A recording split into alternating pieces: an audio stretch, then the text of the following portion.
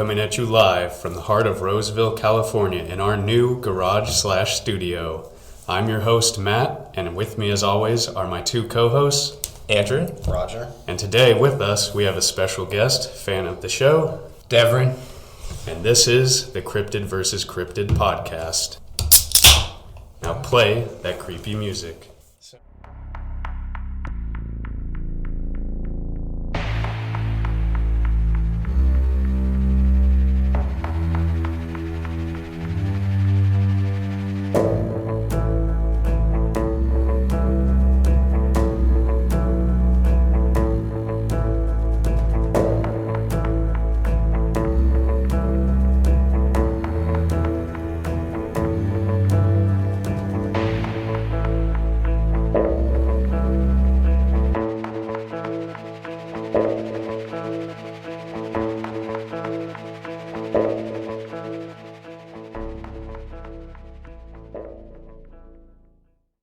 So, welcome to the episode 5, and let's just say, since episode 4, we've gained another 100 downloads. Yep, we're at 300 now, let's go baby. That is gaming. And we've also moved into a new studio.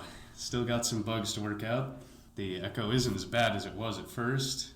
It's probably a little worse than the last 4 episodes, but... Oh yeah, way worse. We'll improve it. Yeah, we should have it fixed by next week, so bear with that.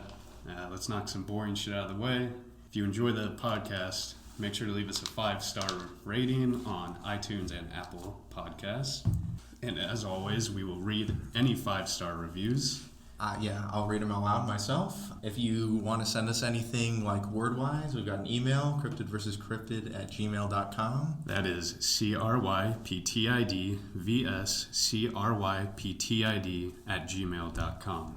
All right. And some special shout-outs. Shout out to the couple that drove by while we were just sitting in here waiting to get started. Thank you for listening.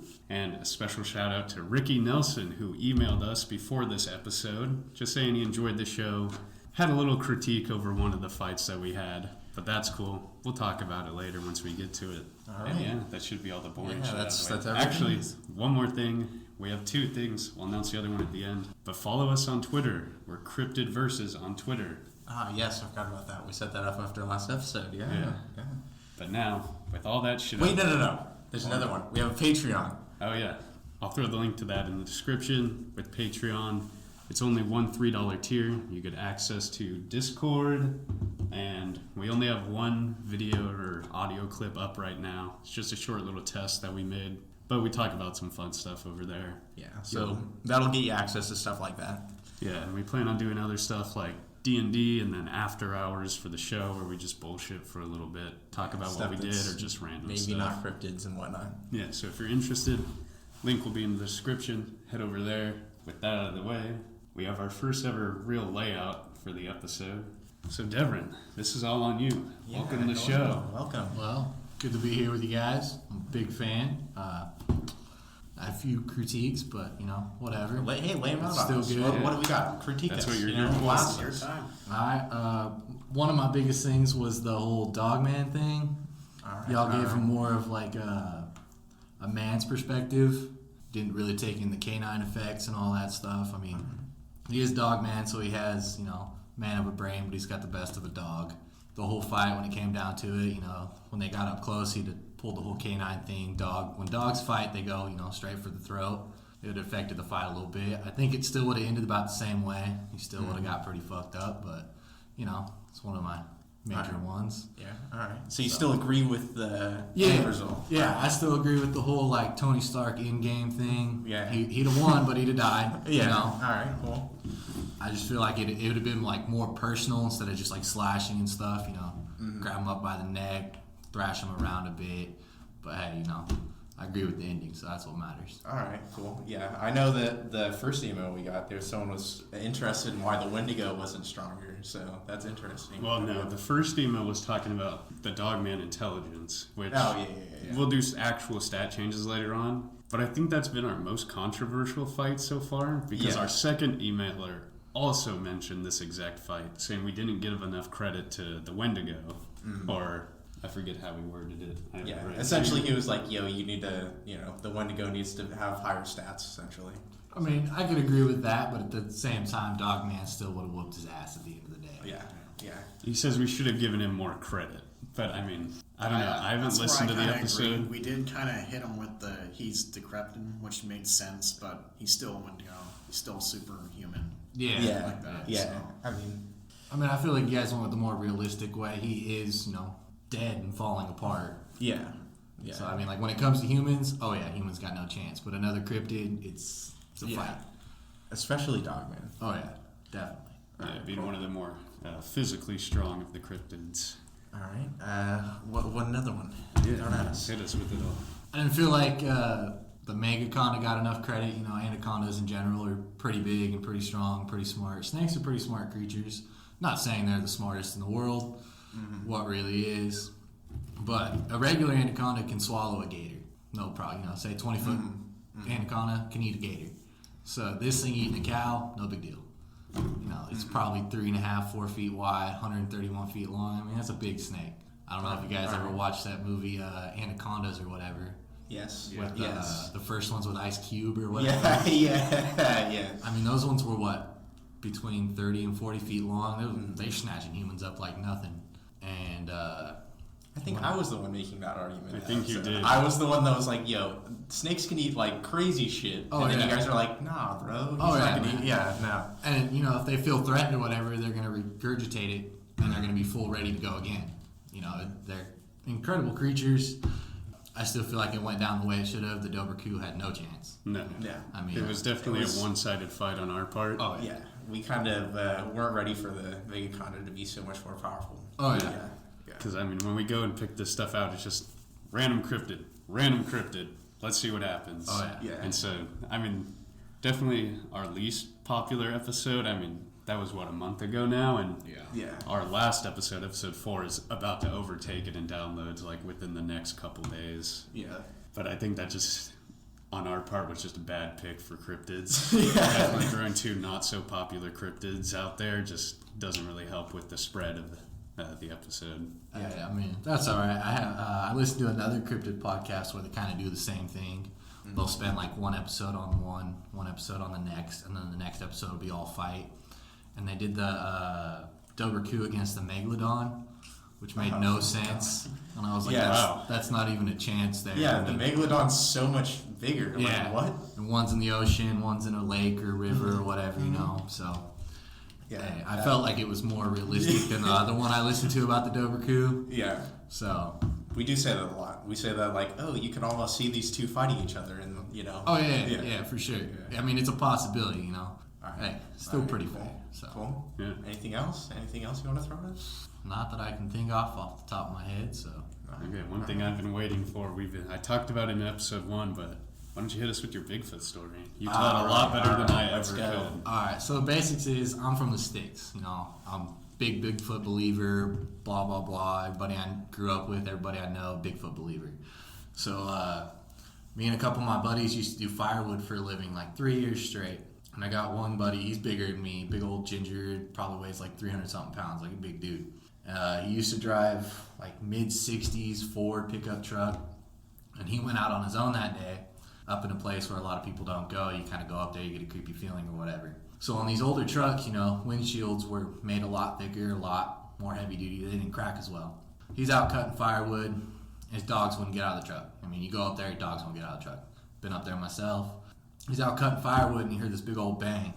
And he walked over to his truck, 6-7 inch log, through the middle, front windshield, through the middle of it, touching the seat, like it had been thrown. Wasn't a branch, wasn't nothing, and where his truck was parked, you could see an overhang of a rock or a cliff where it would have been a perfect toss. And me and my buddy went up to his house either later that day or the next day. And we were talking about it, looking at it. It was incredible, honestly. Some of that shit, you're like, that's not normal, you know what I'm saying? Yeah. And we ended up going up there later on, and both my buddies had their dogs. We all owned pit bulls at the time, so nothing but pit bulls around. Wouldn't get out of the truck, wouldn't even, just pure hesitation, didn't want to do anything. Just standing up there, you get a creepy feeling, man, creepy feeling. And so basically, I'm a big Bigfoot believer, and that kind of confirmed it after that. So Yeah. I'm a believer. And that's, the dog thing is what really gets me. Yeah, Because you're hearing a lot of the stories. Animals do not like cryptids and stuff. Oh, yeah, Whenever there's an animal around, they stay away. Unless, of course, like the Mothman shit. The one dog, the story of the dog that chased after it. And then disappeared and or ended up dead. Yeah. Oh, yeah. You know, I've had dogs my whole life. Dogs aren't threatened by much. When I was a kid, I had a 120-pound Rottweiler face to face with a bear, no issue. Bear would come into the property, she'd be at the fence, blah, blah, blah, blah, blah. And before I moved to town, I had my pit bulls, bear, cougar, outside, whatever. They wanted out there. So being up there with pit bulls or whatever dogs we had, you know, wouldn't get out of the truck. It's a big issue. That's like, you should be scared shitless. Oh, yeah. Like, we were there for like 10 minutes, looked around, and we're like, all right, let's get the hell out of here. I don't want no part of this. I haven't been back up there since. I know my limits, so. You're like, I ain't going to push this. You're a big guy, but toe-to-toe with the Bigfoot. Oh, I got no chance, man. Yeah, no. Okay, since we're on the topic of stories, I was listening to a podcast, I think it was Friday or Saturday, and I heard about this really interesting Bigfoot story. And the podcast took a good 45, 50 minutes to talk about it. I'm not going to take that much time, so there's other shit we want to cover, so I'll just give you the quick little snippet notes. All right. So I don't remember the guy's name, but it's back in the 1920s, 1940s. This guy is a lumberjack. He's up camping on his own, scouting out areas for work. He notices, and his camping setup, he doesn't have a tent. He's just sleeping back on the ground, stuff kind of spread out. Sleeping under the stars, good times. Yeah. And so he notices something's rummaging through his shit. And so one night, he decides he's just going to lay there, pretend to go to sleep, see what's out. He's got his gun, he's got his pack in his sleeping bag. And then he gets picked up, just thrown over his shoulder. And, so he goes on for a while, says he isn't able to, reach his knife or anything, or else he'd break out and, fucking run. And he gets thrown in this cave, this open, not cave, but a ravine. He says he gets out of the sleeping bag, and all he sees around him are these, I think it's 6 or 5 humanoid creatures. And he later describes them as Bigfoot, a family. There's, I believe, a really old Bigfoot, one older male-looking Bigfoot, a female older-looking Bigfoot, and 2 adolescent Bigfoot. And so he's in this ravine for 5 days, and the Bigfoot aren't attacking him or anything. They're just watching him, kind of doing their own thing. They'll 1 or 2 of them will head out at a time throughout the day, and they're not giving him a hard time. They're kind of just watching, observing. He's able to make coffee, and so he's making this coffee. He ends up sharing it with the Bigfoot, and then he had this. It's not chewing tobacco. It's a tobacco that you snort or something like that. And so he ends up tricking the male Bigfoot because earlier he'd attempted to leave after the second day, but the male older Bigfoot would stop him and just get in his way so he couldn't leave the area. He ends up tricking the Bigfoot into snorting the entire thing that he has. Totally sends this Bigfoot into a bodily shock, can't move.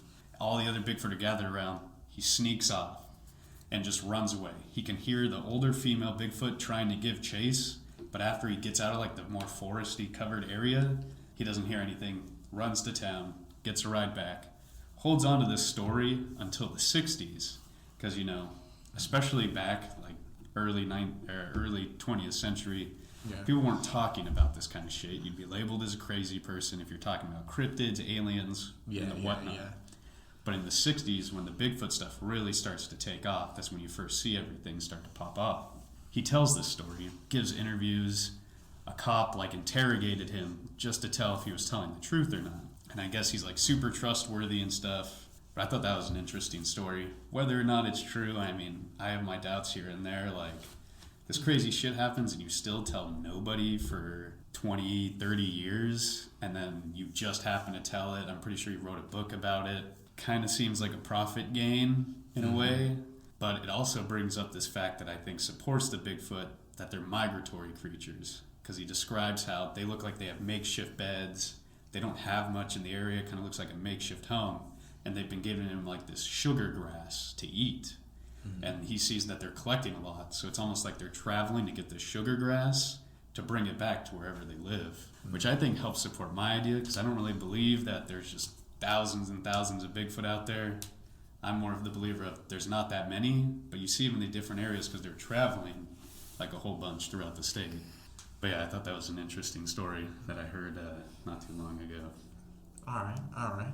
I mean, that's more believable. I mean, typically back in the day, it's going to be more likely, miners and loggers are going to see them because those are the only people out there. Yeah, yeah. It's kind of... Back in the day, no one else was wandering into the forest. And if you did wander, you were somebody that lived off the grid and you only came into town for certain needs or whatever. Yeah. And, it brings in the whole thing of like, well, why don't you report it? Why don't you take a picture? I mean, you're stuck in fear. Yeah. If your fear is so high you can't move or you shit your pants, your first thought's not going to be like, let me get a picture. Yeah. And it brings up the thing, well, why are all pictures blurry? I mean, if you're scared shitless, you're not going to pull out your phone and focus it and be like, all right, this is a good picture, Yeah, take a selfie with the Bigfoot. Yeah, you're not going to do that. You're going to be like, all right, here's a good click, that should prove it. And then you're going to try and get out of there, Yeah. There's a lot of theories to Bigfoot. Is he from somewhere else? Interdimensional Yeah, traveler. But there's another theory that I have. Okay, so theoretically evolution, right? We all come from water. I believe certain things stayed in water. Mermaids, that's a whole nother topic. It's believable though, humanoids, we overcome and adapt anything. That's why we, Matt, Teslas, big into Teslas. That's a big part of evolution. Think about it, all the batteries you create, everything, Yeah, Right, let's cool. table that topic there. Yeah. So, evolution-wise, there's been proof that there was people before, like our version, caveman, whatever. So, Neanderthals and whatnot, yeah. if we all come, theoretically, whatever you believe in, I don't care. So, we come from monkeys, right? Yeah. So, instead of going down this path of evolution, what if they took the higher ground, the more powerful ground? People that didn't care about scientific shit or whatever. They wanted power, strength, blah, blah, blah. I mean, it comes to the basics of giants. Some people say they're real, some people say they're not. What if that was the step of evolution to giants? They say giants aren't as smart as our species, blah, blah, blah. So it's basically theoretically evolution. They advanced in a different way than we did. More power, more strength, overcome, adapt, just like people that live off grid. They live off what they want, what they need. They don't want everything else. They don't want technology. I like it.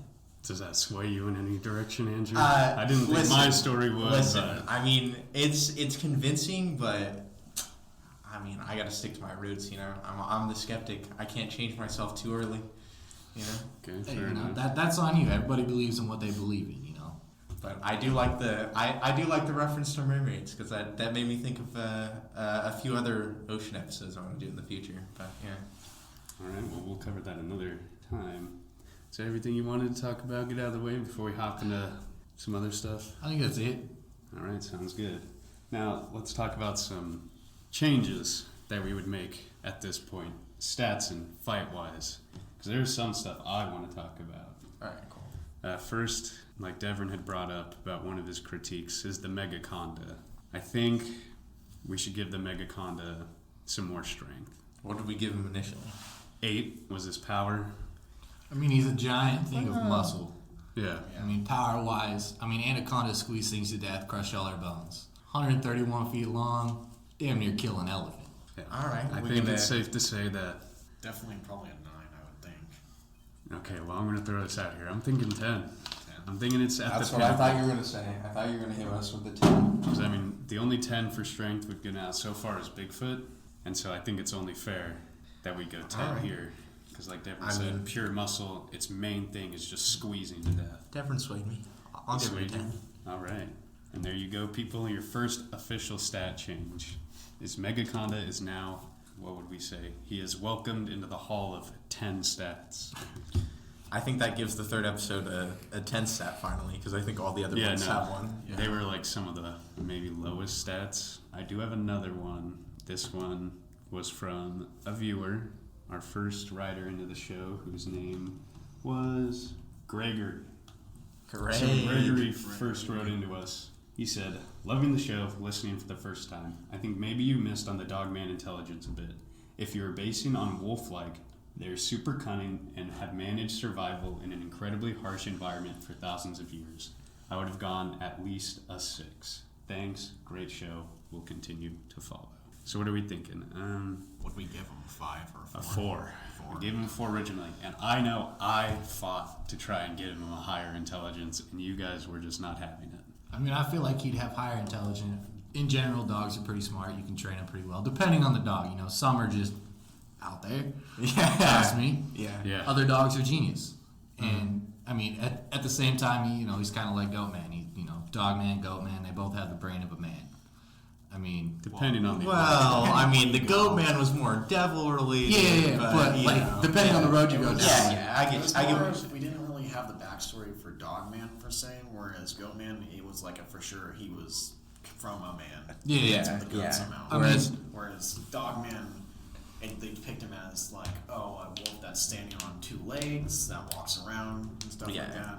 I mean, technically, Dogman would be a step down from werewolves, which is another topic you can guys talk over. We'll cover that eventually. We have a special... Oh, yeah, I'm sure you do. But all the different versions of werewolves and Lycans and, like, some can change, some can't, whatever. Maybe Dogman's one of the ones that just can't change. I read a theory a while back that werewolves aren't, a curse or whatever. It's a type of super soldier that was invented that went wrong, escaped. Most of them have been hunted down and killed. Some escaped, whatever. Dogman could be an extension of that, whatever. Even if he is mostly just dogs are pretty smart. So I'm not parading for like a Goatman 9. No, I do not think at all. we should bump it up. I think I'm all right with going up significantly, but not crazy high. So I think I'm comfortable with giving him like a 7. A 7 too. Okay, we got the round table agreement on 7. So I'm cool with 7. I mean, well, congratulations, Gregory. You exceeded your own expectations. Now he's got a 7. Okay, is there any other stat changes that come to mind right away? I don't know the full breakdown. Because the Mega Condo was really the first one that came to my mind, and then going back and reading Gregory's Did we want to change message. the Wendigo at all from what that second email said? I don't want to change Wendigo for something else, not really stats-wise. I never thought of it. So stats for Wendigo, we have Intelligence 8, Power 6, Defense 4, Mobility 7, HP 5, Stealth 10. Yeah, I think I'm fine with keeping those. Those all sound legit. I think we're pretty comfortable. Do we just want to go through all the cryptids we've done so let's far just and do a talk quick stats? rundown. Let's see if we've got any. All right. Change. The first competitor to ever hit the ring, we have Bigfoot. Intelligence 5, Power 10, Defense 7, Mobility 7, HP 8, Stealth 7. I am going to throw this out here. Intelligence. I was going to say intelligence, just because of what Devryn said. I think I kind of want to bump it up. What are we thinking for intelligence then? I don't know if I want to bump it up significant. He's We're already at a 5 right Five, now. yeah, Middle of the road is 5. That's what I was asking. I was going to say bump it up to 6. 6? Just because I want to give him a little bit more credit. Yeah, I can go with the 6 too. 6 would make sense. I mean, he's not making tools. No. Or any, maybe he could build a fire. Well, yeah. If 10 is like our human intelligence. Yeah. And I mean, if we take into account your story, he's smart enough to know to throw that Oh, yeah. branch. Well, you got to very take hard into branch effect through the window. that, legend says Bigfoot knocks. Me and my Yeah. buddies used to give that signal off to show where we're at. And if it is true, if he's smart enough to make a call, it's a sign of you know, communication between each instead other. of him screeching or yelling out, and he's just making certain calls at certain many taps. It's pretty intelligent. All right, so we bumped that one up to a 6. Now, my personally, what I think is the least believable, maybe second. You have a cryptid we've hatred done for so this far. guy. We have the Mothman. Intelligence 7, Power 7, Defense 6, Mobility 8, HP 5, Stealth 8. I almost want want to make changes there. I almost want to move his power down Really? to like a 6. Yeah. Any specific reason as to why? I don't know. I've heard a few more things about Mothman since then, and he doesn't seem very powerhouse. He's just more of a premonition figure. So I don't know if he's going to come in swinging like a 7. I mean, I could almost see that. That's not the stat that if we were to change one, I was thinking of, but I think that's I think we could make that change. All right. If that's what we all want to go with. Yeah, that's fun.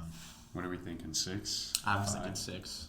Yeah. All right, our first downgrade to a cryptid couldn't make me happier. See, Mothman's not very believable for me. I mean, No. I had brought it up to Matt, and he brought it up on y'all's podcast. Like, the only thing I can get behind is he's a species of gargoyles, Yeah, I mean, that's really the only one that I can get behind. out of all of them is the gargoyle thing. Yeah, and Does for it him, explain why he's only showing up at certain times? Oh, why yeah. You can't really find him. and for him to travel all across the world, you know, there's figures of gargoyles everywhere, Yeah. one way or another. Yeah, so you There's- blend right in. Like Oh, yeah. everywhere.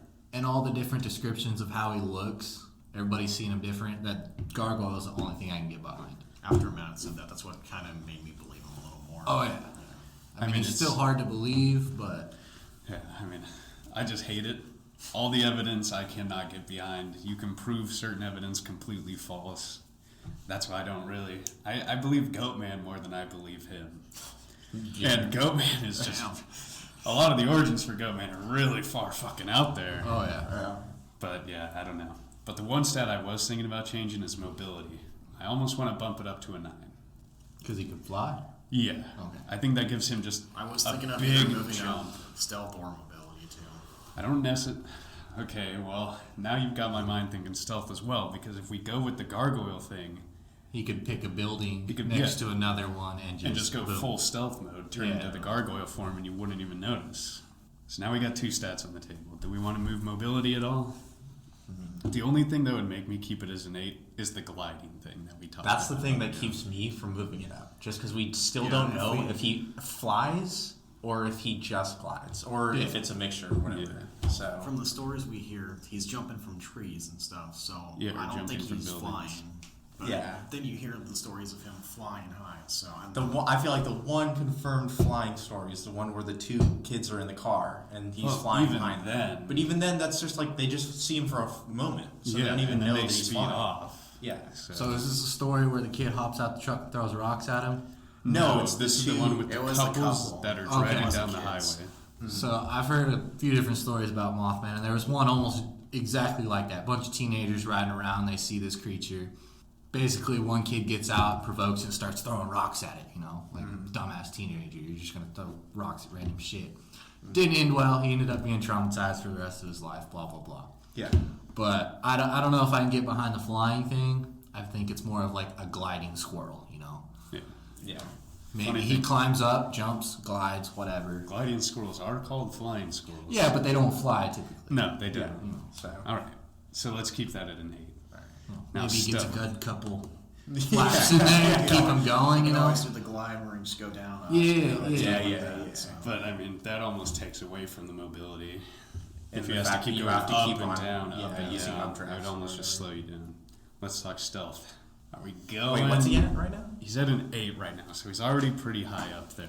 Pretty high. He can vanish and appear pretty easily. So But that still runs with the whole gargoyle thing. Yeah, For him to that's disappear true. so Now easily. you gotta think of what we just gave a 10 for the stealth weekend. It was El Chupacabra, where he was literally never seen. He always attacked at night. This guy knew what he was doing.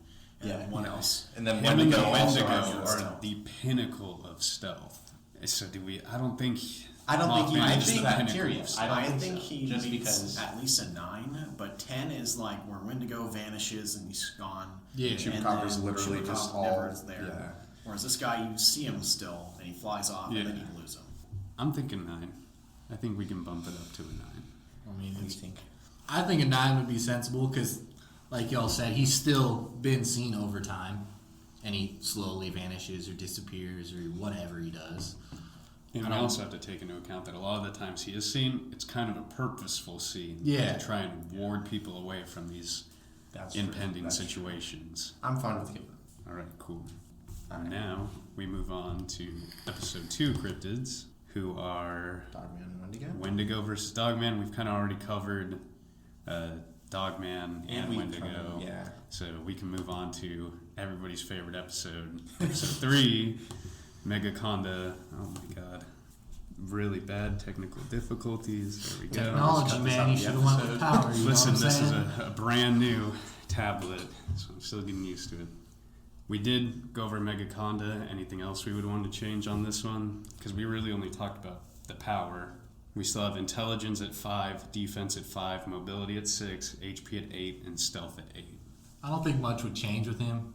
They've never really proven how smart snakes are.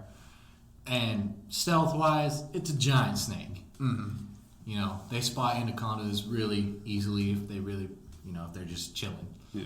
I feel like if you're walking through the Amazon, you see this giant thing slither, you're going to notice a 131-foot snake. Yeah. So, Are you trying to convince us that we should lower it from an 8? I mean, you honestly could. Stealth-wise, it's a giant freaking log that moves. And I mean, the size does take away from stealth capabilities. Oh, yeah. Yeah.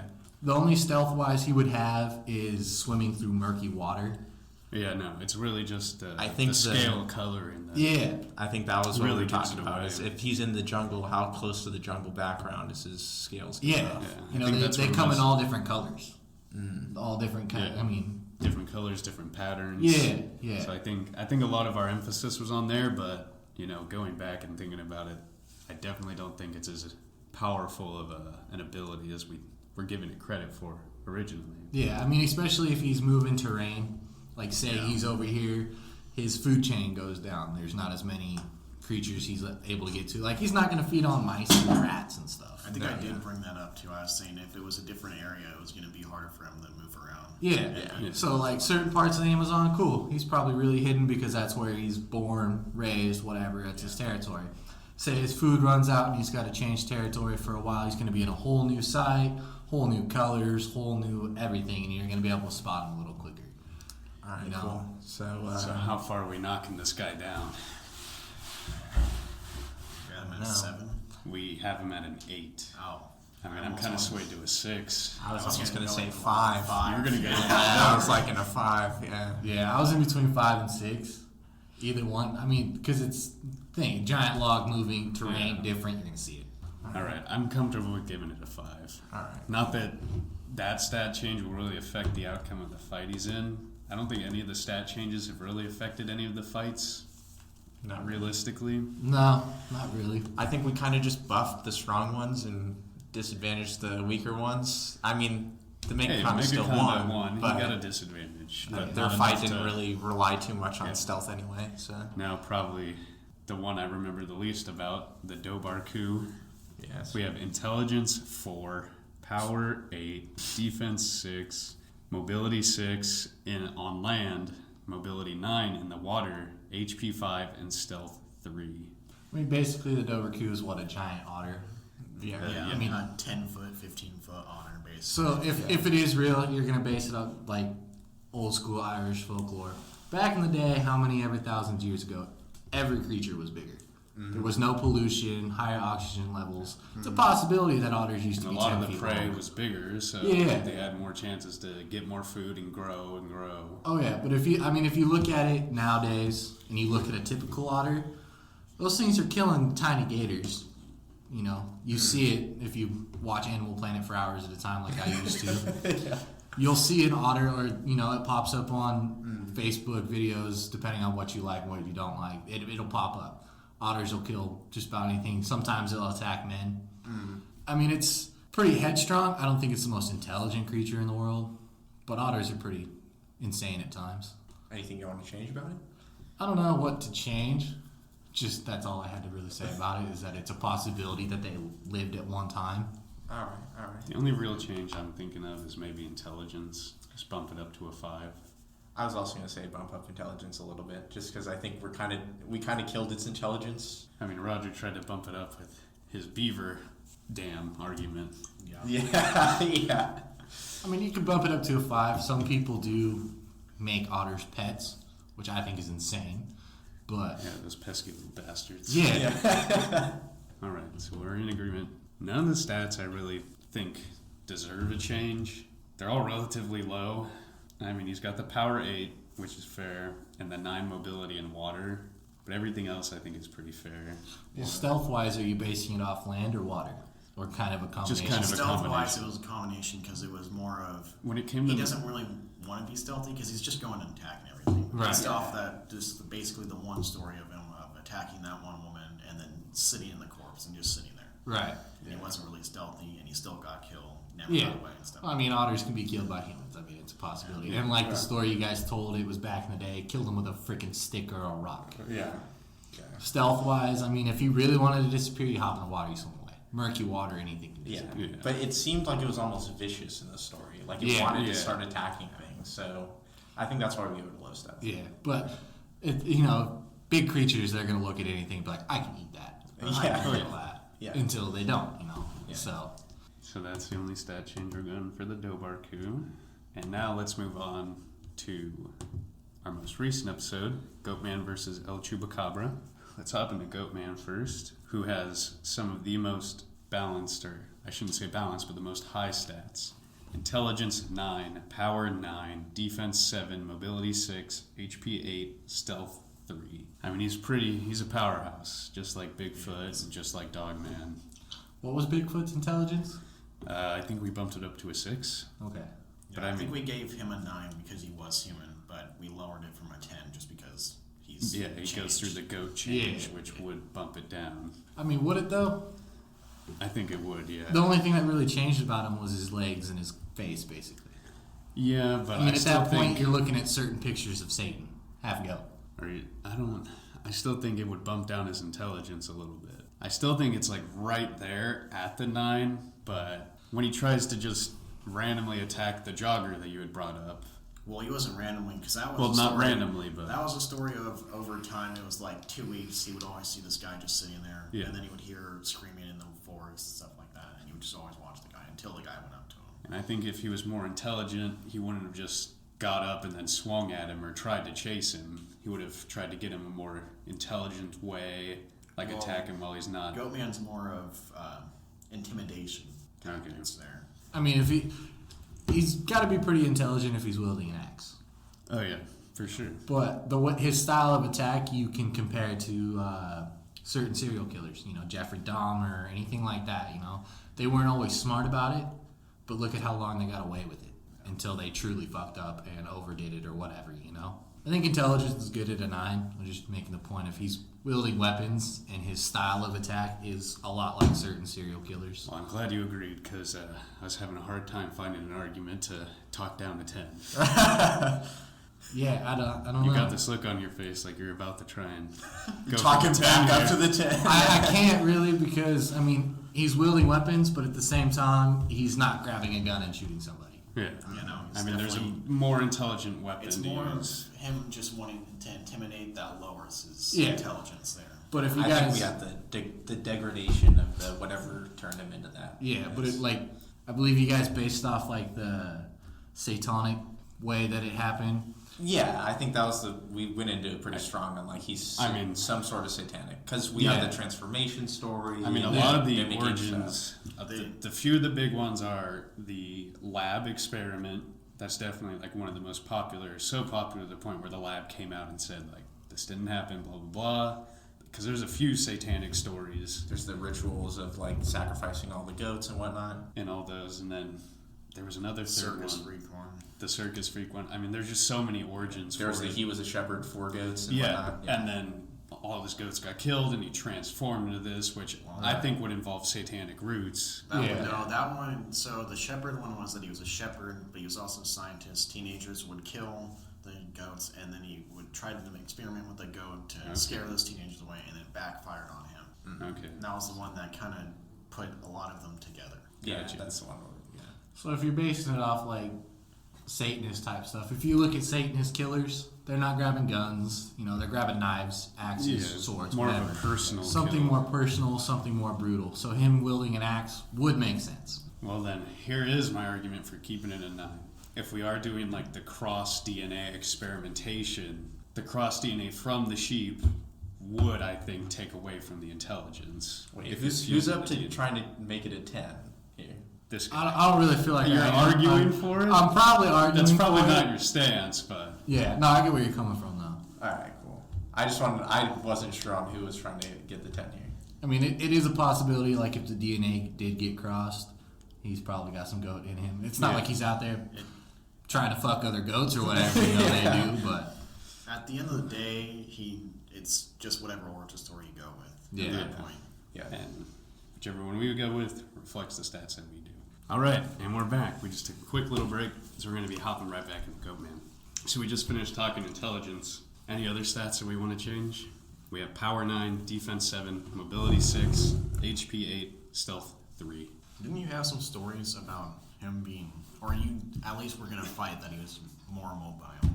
I kind of already tried to cover that when we originally did it because I was talking about how hooves are a lot faster than feet, But then we did the 2 Yeah. hooves versus 4 hooves type Exactly. thing. You're comparing it to, horse, whatever, Yeah. goat, lambs. I mean, that was That's just 4 feet compared to 2. that was just because the 4 hoof thing, you have 4 to maintain balance. Because Yeah. hooves are a lot less unbalanced compared to like a 5-toed foot.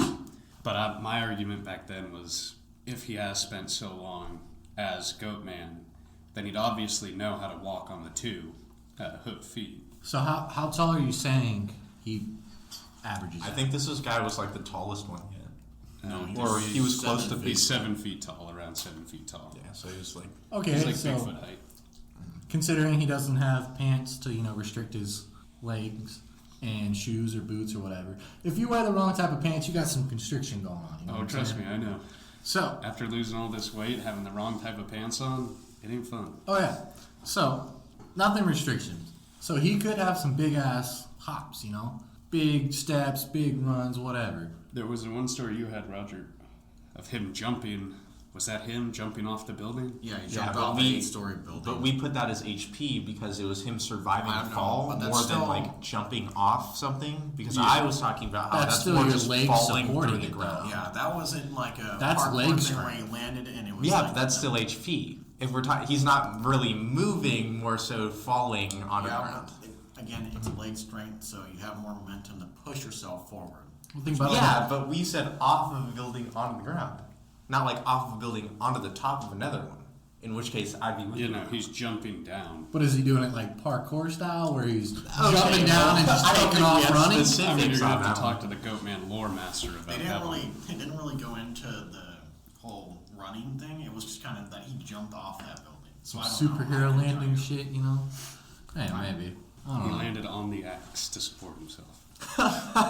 No, I mean, I'm happy with the Mobility 6, but I mean, if we want to change it, I don't know. Nah, I'm fine This keeping it at guy's more of 6. a powerhouse, I think. I mean, Yeah. he's already pretty No, yeah, crazy. I mean, his stats they're definitely Bigfoot level of rounding it up. I think what matters is his intelligence and his power. No, Yeah, yeah, when it those are the comes two down to big it. factors.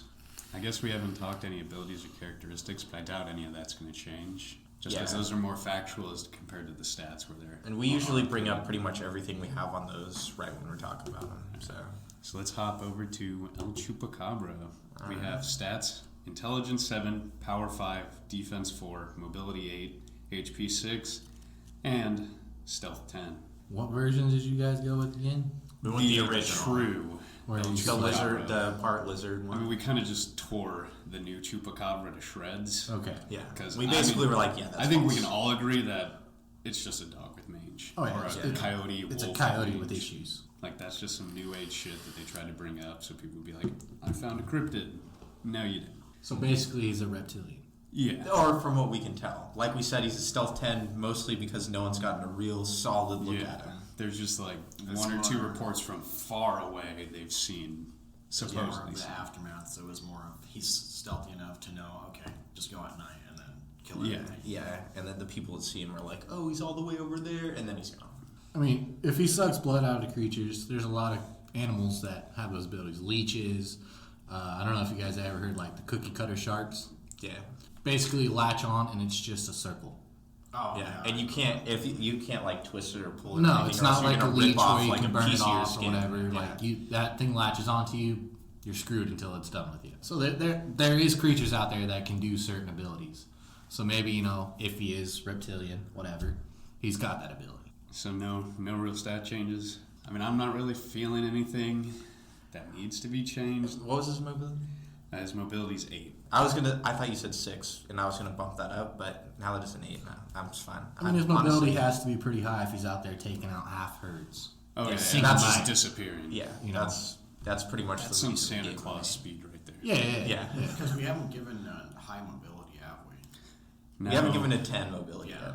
I think the highest is maybe a 9 that we've given mobility so I far. think so, yeah. Everything else, no 10s. I think stealth and power have been really the only 10s that we've given so far. Yeah, I think a 10 speed would have to be like, this thing is just the Flash. Like, Yeah. this thing's moving at supersonic speed or something.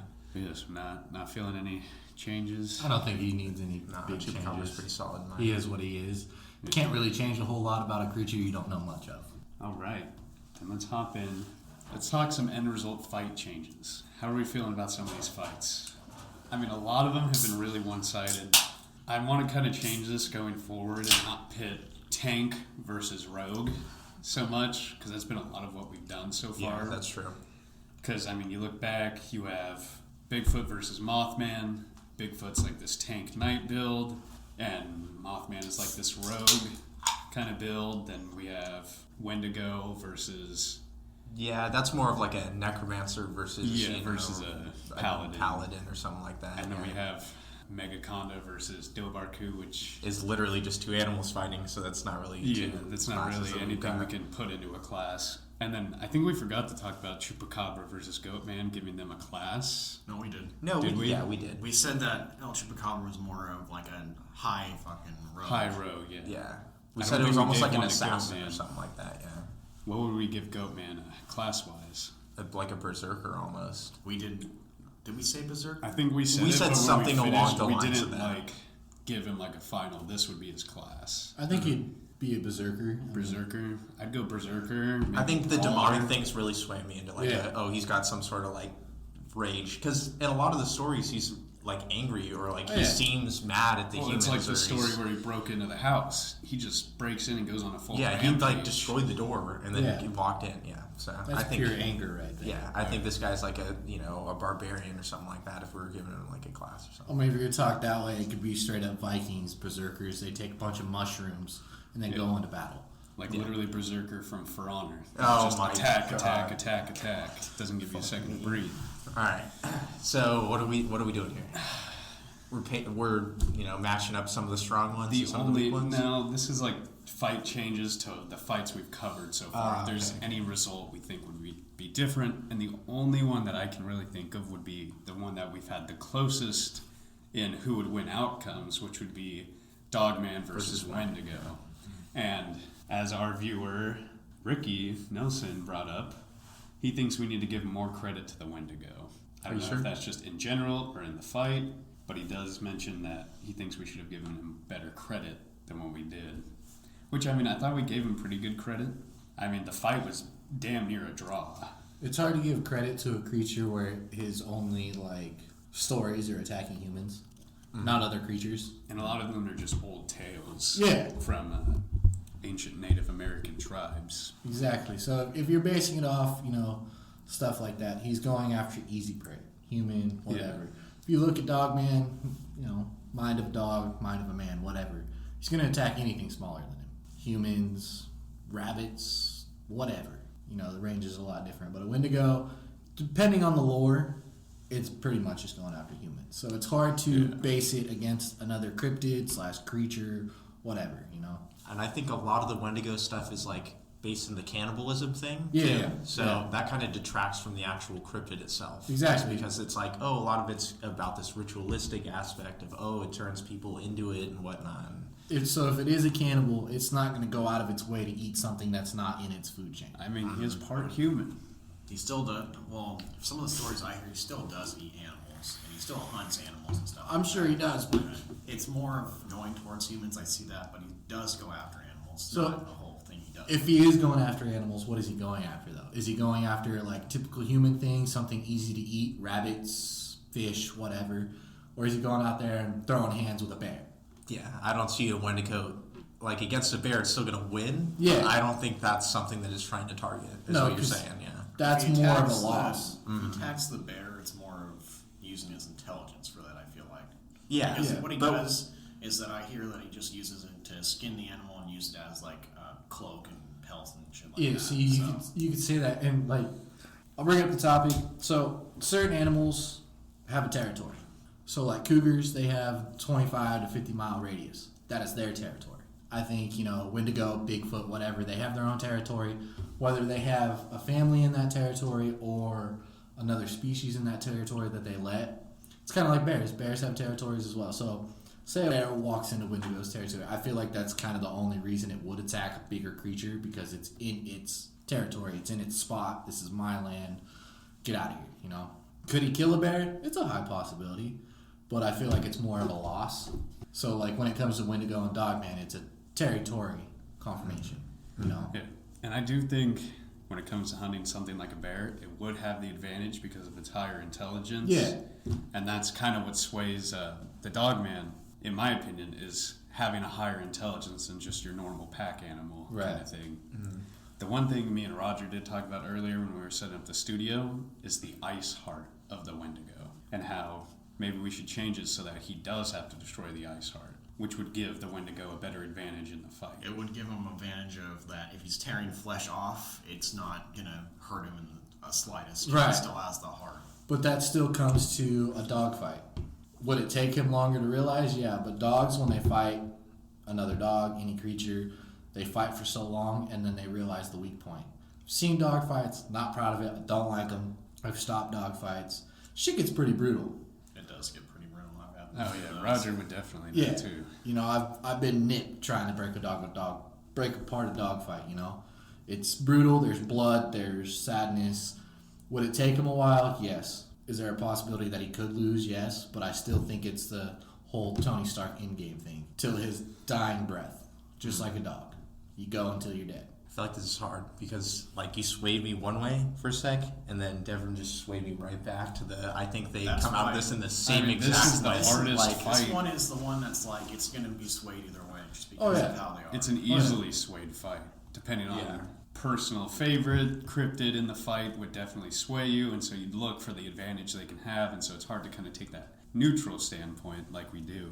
I don't know, I'm still feeling like it plays out as it played out. Yeah, I still like the way it played out, but there's definitely easy arguments to be had for either side here. Yeah, there's a lot of different scenarios. Like he talks about, if it is a pack animal, he's going to be going at it. Okay, boom, there's his pack. Easier way. That gives him an advantage, and then we go ice hard on Wendigo's side. Yeah, and, you know. Yeah, it's all on the origin stories that you pick to choose and believe. I'm gonna go with Wendigo's a crazy ass cursed person that's a cannibal. Blah blah blah. Is he mythical? Yeah, cool. He's got certain superpowers or whatever you want to call it. Weather control and manipulation shit. But same thing with Dogman. Is he a mix of DNA? Is he a curse? Is he a super soldier like certain things say? But at the end of the day, he's still a canine. Yeah. He's going to fight till his last breath. He's going to go for what he thinks is the weakest point. And we want to try and make it neutral Yeah. in the fights, just to keep it as fair as we can. And I really feel like giving the Ice Heart just gives him a little too much advantage. Yeah. And I think any other fights we want to talk about that we think Like would change, alter the actual alter episode? the ending, or alter our canon that we've set up so far for the fights. I think it's safe to say we're not going to change any of the fights. Because I mean, just going over them real quick. I mean, Bigfoot versus Mothman. Bigfoot. I really still, even with any slight buffs to either creature or debuffs to certain creatures, that's still an easy fight for Bigfoot. Yeah. Well, Bigfoot versus Mothman, Mothman flies, whatever. He's going to run out of stamina. He's going to get tired. He's going to get on the Flight's got to take a lot It's out the of you. same thing with the goat man. Gliding. If once Bigfoot gets a fucking hold on him. Well, we'll talk about that soon. All right. Yeah. But, so the big thing with like Bigfoot versus Mothman, we argued already Bigfoot's pretty intelligent. Like my story, he picks up logs, throws them at him. So, in a certain scenario, he could pick a freaking log up and play baseball with Mothman. Mm-hmm. Say Mothman flies down, he picks up a log, smack, boom, you're on the ground, beats him to death with the log. Oh yeah, and then Mothman being able to fly or glide, and his defense as so being low, a good swing from a log, I mean, you're going to lose a lot of bones being like... Especially if, he does have hollow bones like a bird that you guys argued. Mm-hmm. I mean, think about how easily a bird gets fucked up. Oh, yeah. They just run into a window. Yeah. I mean, that happened with us when... way back in the day when we were playing GameCube in my room, and the bird just comes crashing into the window, and the thing's fucked. I know all about it. So my grandparents used to live in this house, and they had big old bay windows. I'm talking like 10 by 15 feet windows in their living room, 2 of them. You used to watch birds just fly into the windows and commit suicide. Constantly. Just boom, dead. Yeah. Certain birds that get hit by cars, typically, owls, stuff like that, they'll live. Mm-hmm. But they're fucked up for a long time, sometimes can't ever fly again. Oh, yeah. So one good damage to one of the wings, he's never getting back in the air. Yeah. So I think it's pretty solid that Bigfoot wins the first one. And talking about it more, I mean, I think Bigfoot has an even easier time defeating the Mothman. Yeah.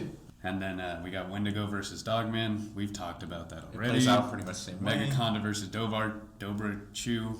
Megaconda kind of gets the dub. We kind of just gave Megaconda an even bigger win throughout this episode. Yeah, buffing his strength. I mean, with the 10, sorry, Dobarku, you're done.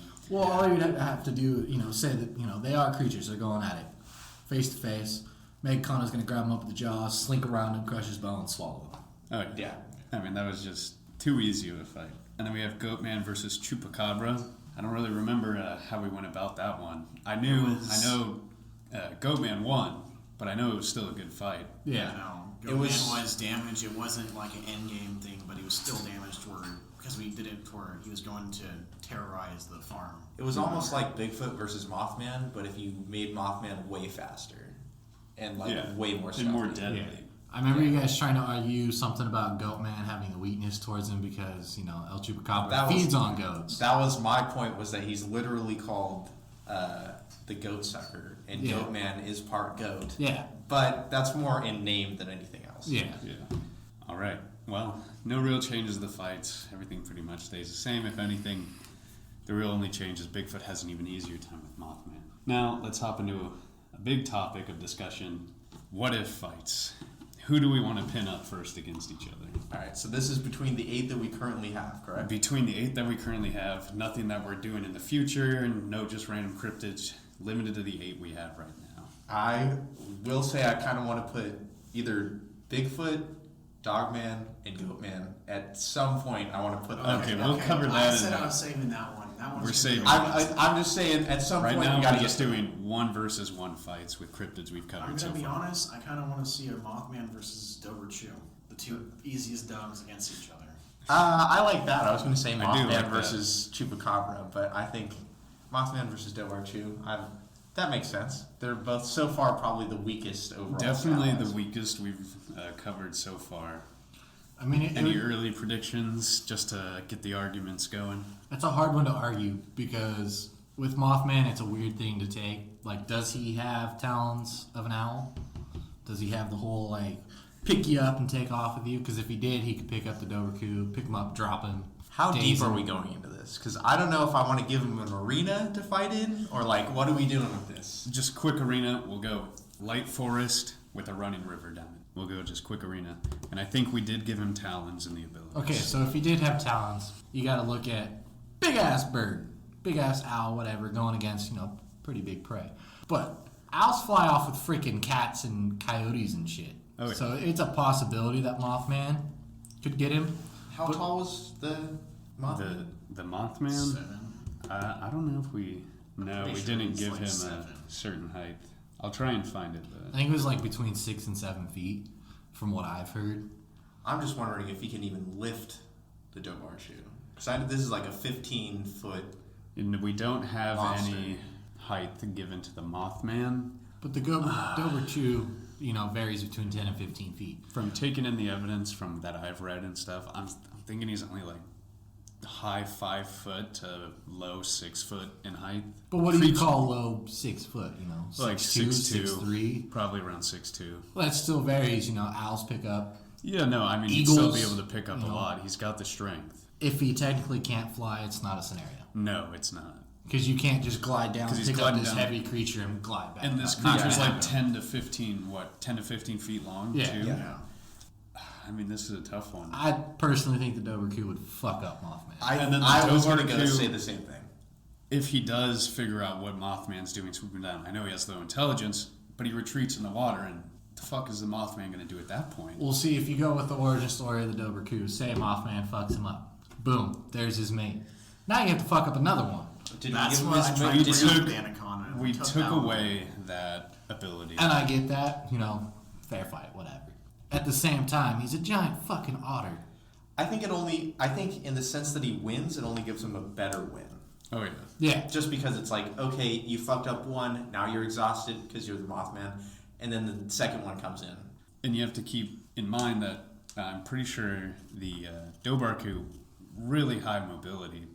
And so the Mothman, if he does try and go back to glide, he's got It's gonna be 6 like a land running ability, start. 9 water. He's going to have to climb a tree, get away, go back in for the glide. It's a whole lot of effort for not a big especially wing. if he can't fly, he can't do the whole bird thing where he kind of grabs like a fish and takes off. Yeah. So it's going to be where he gets. You know, he goes grabs down it to the and water. then He's it's going to be fucked. lucky that he can get away from yeah. the water in time to Yeah. not just crash in the water. And once he's in the water, he's fucked. Oh yeah, but He is fucked. the thing is, if you take Mothman literally, like, is he literally like Mothman, where he's got the powder on the wings or whatever, and then you damage that, they can't fly again? Or is it more of like a bird scenario where I think we gave him wings, Just almost normal like a normal wings, yeah. bird wings or something like that. But either way, Because they call him the Mothman, but he's more of an owl Yeah. than anything, unless you take the statue in Point Pleasant into account, where he's this weird Batman-looking creature with actual moth wings, which is not at all how he's reported to look. either way, I think we've got a significant. Dovarchu wins this one. I think so. Fuck Yeah. you, Mothman. Yeah, I agree. All right, what's the next one? I don't know. Who do we want to go next? You guys seem pretty hyped up about the two biggest losers going at it. What if we did Chupacabra versus Wendigo? Chupacabra versus the Wendigo. Oh, two extreme high stealth builds. Yeah, we just. I'm pretty sure they both 10 stealths they against both each have other. 10 stealth. That's just them literally just waiting the whole Both time. just They're sitting not in the even. grass waiting for somebody to make a move. Fuck. I think they were different stealths though. I think one was just because he disappears and is Yeah, like, one was more of a disappear, as the other's just always hiding or always out of sight. Yeah. I think in this scenario, the Wendigo would go out and kind of draw him out, and then boom, say come. I don't know what the fight scene, field, whatever. I feel like It'd be it'd be more, more of a field. Let's I do give it- think it would be a field, Let's maybe give it a little bit a of field forest in the winter. surrounding. Yeah, You know, a little say- bit of Well, it wouldn't forest. even be the winter because then Wendigo just Oh, changes Wendigo it just to- changes the weather anyway, so Yeah, it doesn't even yeah. matter. So say at the field, it's most likely going to have, 2.5 Some tall foot tall grass. grass, whatever. Wendigo's going to go out there, draw him out, boom, disappears. Does whatever he does to make himself disappear. Then the Chupacabra is exposed, and it's a whole scene of, okay, I'm here, now I'm not, I'm back again. It's a stealth fight. I mean, So I'm gonna throw this out here. I think the Wendigo would win because when they do come into that one-on-one fight, the Wendigo has the advantage by a mile. He's 10 feet tall, whereas Height. this thing's what, 4 feet? He's got the razor sharp claws. I mean, the stealth obviously plays a big part in it. I think that'll help the Chupacabra out, but I still think because of his normal strength, He's also pretty intelligent. yeah, an he's ape, smarter right? than. I'll double check, but he is definitely smarter than the Chupacabra. so I think the only thing Yeah, Chupacabra's got he's on him is actually got an mobility. intelligence of 8, Yeah. so he's very smart. with the Chupacabra, the whole thing of not knowing, you don't know his fight tactics. What is his mouth like? Is it, he got some crazy ass Is it jaws? just a wide, super wide jaw. Or has he got the That's- crazy canine teeth that help him drink blood, some Dracula style shit? That's probably the hardest thing when you bring up an El Chupacabra is that no one knows. No one knows his Exactly. features. Yes. Yeah. So you can't really give the Chupacabra a win because you don't know enough about his Yeah, tactics. while it plays into his advantage with stealth, it's also a disadvantage Yeah. in this scenario because we don't know enough to truly nail. in All the you know coffin is he his sucks stats. blood and disappears. Yeah, and then again, if he's sucking blood, how's that going to help against something that's basically already dead? Yeah, if it's got anything no would blood hurt him, running He's through got it. Yeah. corrupted blood. Yeah. If anything, he does tries have- to suck at the blood. Even if he doesn't get corrupted, he's stuck with his teeth in this thing that's just about Yeah, to and rip it him to leaves him shreds. completely exposed. I'd have to give this one to the Wendigo. Yeah, Wendigo wins this one. I think we're for all sure. in agreement. Okay, is there any others we want to cover? Do we want to cover before we get to the powerhouse fight? Is there any other powerhouses we want to cover? It's hard because not all the cryptids kind of have a fair fight. Like, Yeah. you put the Megaconda against anything, it's a giant snake versus something else. Yeah, it's going to be really hard to take down the Megaconda. Yeah. I will say, let's I think versus Goatman he wins let's talk just about because that. of the Goatman axe versus Wendigo. versus Or, sorry, Megaconda. versus Megaconda. Megaconda. So, Goatman has a freaking axe. It's like a human versus a giant snake. Sometimes we win, sometimes we don't. But I will say, as soon as he chops its head off, it's done. Or just chops off a good chunk of it. But it would take quite a few swings. It would, but he's also got more power than your normal human. He does, but we're saying Megaconda. Most anacondas are, 24 inches around? We Like- tried to make this judgment. I It think was they're really at hard least- to make. Or at most like 34 feet. Yeah. long, so So that's, even for Goatman, I that would could say be the one giant Megaconda- swing. Well, there goes a lot of his effort. Megaconda, he's going to be pretty thick, and he is pure muscle, and he's bigger than a normal snake, so his spine is going to be pretty thick as well. So it would take a few chops. So, it would be him chopping here and chopping there and then trying It to work depends his on way how back. much power's behind It's the also chop. I that feel like. Goatman, when he chops things, and he chops the heads like clean off. It's Yeah. not like a whole. And he's chop known to of heads. decapitate dogs. Yeah. Like, that's one of his key features is decapitating dogs. But that's a dog Yeah. compared to Well, but then one there's giant also, like, muscle. the size and breed of the dog we have to compare to something Exactly. like Is he killing freaking chihuahuas? Or is he killing fucking Doberman that. As pinchers? bad as it sounds, I hope he is killing the chihuahuas. Oh, those things are just rats. They are. They're I disgusting. hate those things. I've been Sorry bit to by any more chihuahuas listeners. than anything else. Sorry to listeners that have a chihuahua, but you should get yourself a real dog. If it Not don't that my crush dog you is a when it real sits dog. on you, it ain't a real dog, man. I'm sorry. Yeah. I mean, I mean, my my- dog not being a real dog. But My dog could probably crush me if he sat on me. yeah, that's but true. But that's I don't know. I kind of want to.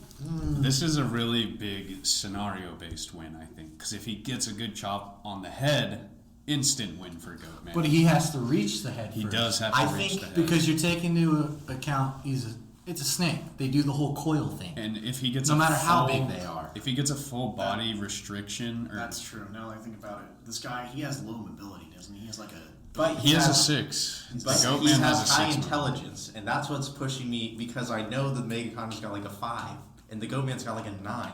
So Yeah. I don't know how that plays into this in many of the scenarios, but I still think Goatman could come out on top enough times. It still brings me back to Goatman's basically a different version of a human. Fucking some Satanist shit. Whatever. If you look at tribes in the Amazon, it takes multiple people to kill an anaconda because they have to wrangle it, kill it, whatever. So it's one giant, crazy Satan thing, whatever you want to go with an axe against a giant snake, pure muscle, and all snakes coil. So if he is going at Goatman, he's going to grab him. If he can't get a good one, he's going to come back. What's Megaconda's mobility? Okay. That's a good point. Let's put him up to the test. That's I a want to good see. point. I want to put him up against if Megaconda goes for the strike that we're talking about here. He's going for the coil, then the strike. Yeah. Is Goatman going to have enough time to react and just chop his head clean off, or what? I know we're done. We finished stat changes, but he does have a mobility of 6, and I want to bring this up. His size is definitely going to limit his mobility, That's what I tried to even bring with will. the coil. I did try to bring that up in that episode. but I you think were that's like, why we it's gave him a nonsense. 6. I think we gave him a 6 because he's I think so we large. gave him the 6 because we factored in the coil. I Yeah. think that was a big part of What's why we gave him the 6. what's Goatman's mobility? It was 6 as as well. So that's pretty fair. It's straight on the dot. I feel like the only way Goatman would win if he didn't get caught and crushed and swallowed was the whole coil scenario, since they move at about the same rate. If the Megaconda goes in for the strike, boom, I think that's the only possibility that Goatman would win. I think Goatman has more scenarios of winning different ways, Yeah. but I think Megaconda's scenario of winning Is more is likely. more likely than Goatman's Yeah. multiple scenarios of winning. So I was really hoping we'd have a competitor here that would take out the Megaconda, but I think the Megaconda is going to win this fight as well. It's hard, man, because it's No, just it a is. giant And snake. snakes are really deadly. Oh, Even yeah. without the venom, which an anaconda doesn't have. No. It's still very difficult to take him out. All right, well, that brings us to the last one. Are we going to do is this? it the last one? Is there any more Is what there if any- fights we want to really cover? Because I mean, a lot of the ones I'm pinning in my head, we got maybe Chupacabra versus the Dovar coup, but I think that's an easy fight. I think Okay. Chupacabra comes out on top too. How about we do Mothman versus the Chupacabra? That's gonna be another stealth fight, kind of. Just Yeah, It is. It's a It hard is. one, man. But I like pinning things against the Mothman because he's our only, air quotes, flying cryptid we've covered so far. So it brings something different to the fights each time. That brings me back to the whole fighting tactic, though. Both of them. You don't know, is the Chupacabra freaking trying to bite people and eat them? Is Mothman grabbing them with the talons? And does Mothman have a beak? Does he have a human's I mouth? don't think Whatever. he has a beak now. So if you're playing it off the bird scenario, he's going to grab it with his talons and try and rip it apart. Yeah. You know what I'm saying? So that's a hard argument. It's a hard fight. No, it is, and that's why we should talk about it a little more. Wait, okay, so let's go back to Mothman. What's his mobility? Because I think Chupacabra's is like an 8. Yeah, Chupacabra has pretty high mobility. Mothman has an 8 mobility as well. I thought so. So this is essentially just going to come down to who can get the right strike at the right time. I No, think for so. sure.